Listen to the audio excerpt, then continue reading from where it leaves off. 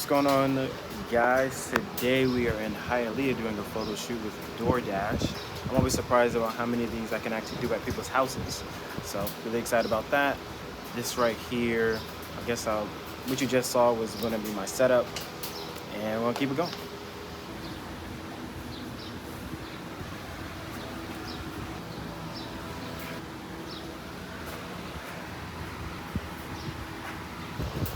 Okay, as we wait, yeah, I'm not sure if this fan is too loud.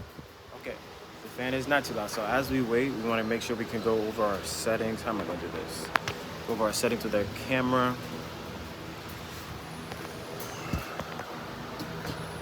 Okay, settings for the camera. So I have my light because I'm not going to be able to use my bounce card that I wanted to use right now just because they have a fan going on over here.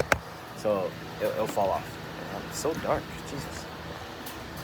Yeah, let me see.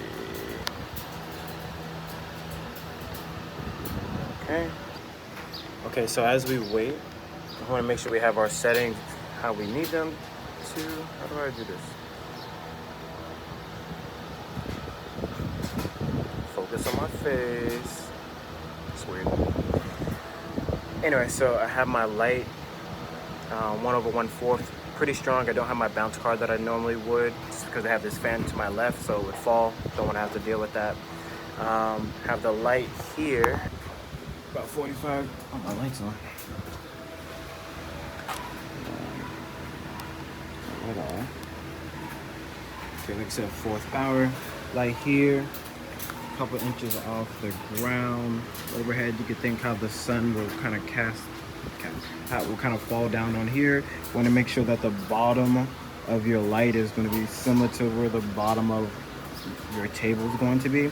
This is going to create what's called a bit of a feather. If we did it direct, it would be too strong of a light. With DoorDash, they always want us to use a similar board, so I've always gone with this one. Seems to be most consistent what I see with the brand, and it is people are kind of okay with it. If I go out with the marble, not everyone's restaurant is similar to the marble, so you never know. Okay, when it comes to my camera settings, I have 1/160th. My aperture is at f10 and my ISO is at 200. I'm still kind of playing around to see what's going to be the best way for this, because a lot of times if I don't have my bounce card, I have to fix it in post, which is fine. It's not bad to add a little bit more exposure to it. Trying to see where my camera gets the most sensitivity, so I'm thinking if I turn my ISO up to about 200 and my f-stop at 10, that should give me the crispiness that I want in my photos. So we're going to test that out, and then I do everything when I can with tether. The food is coming.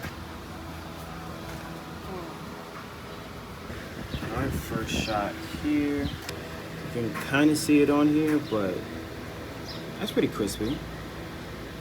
By looking at my histogram up top, it is a little bright, so I'll probably go down on my ISO a bit. Actually, no, I'm gonna just go down on my light. I think my light will just fix that. There's a little bit of a shadow right here that I can fix. It's not too bad. Again, looking at the histogram, let's see. You can see I don't have a lot of information on the right. You can see where the spikes are on the, I don't have a lot of information on the left. Where it's spiking there on the right just says it's really bright, so that's probably like right here. Using Capture One to fix everything. So let's see, this little wheel here.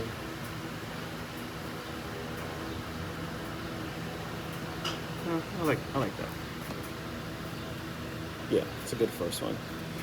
And then just because it says it's still bright, it's not too bright, but we are gonna tone down a bit.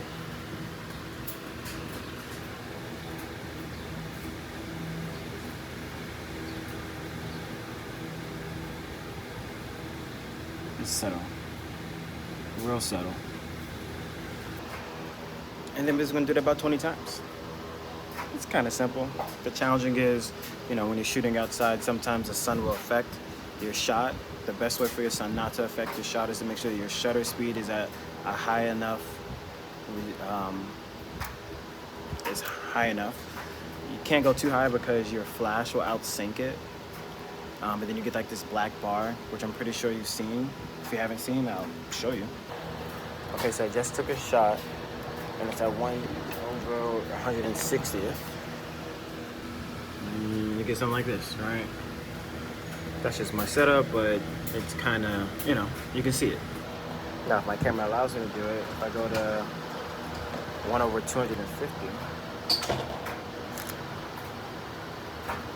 okay, my camera won't do it because it automatically syncs. But what happens is, sometimes your camera will be faster than the allowed sync of your flash, and you'll get like this black bar. So what happening is the actual shutter inside is moving faster than the light can see it. And it just basically means you need to reduce your shutter speed. If you're going to be using an external flash anyway, it's not really necessary for you to go that high. Luckily, my camera can go 1/250, so if I need to shoot something really quickly, I can, but all my footage, for the most part, is going to be standing still. So I'm going to go back to 1/160. Well, there are some benefits that come with the job.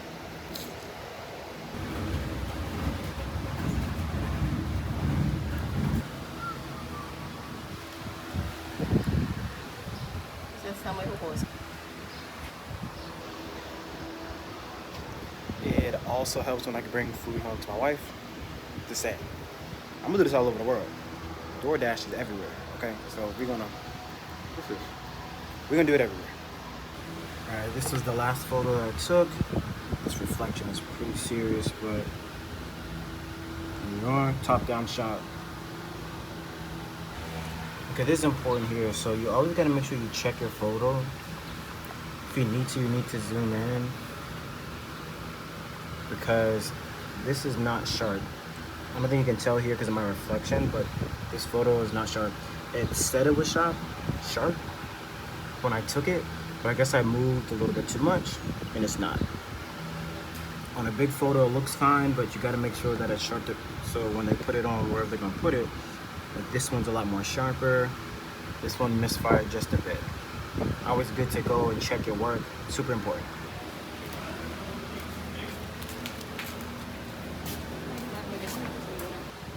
F.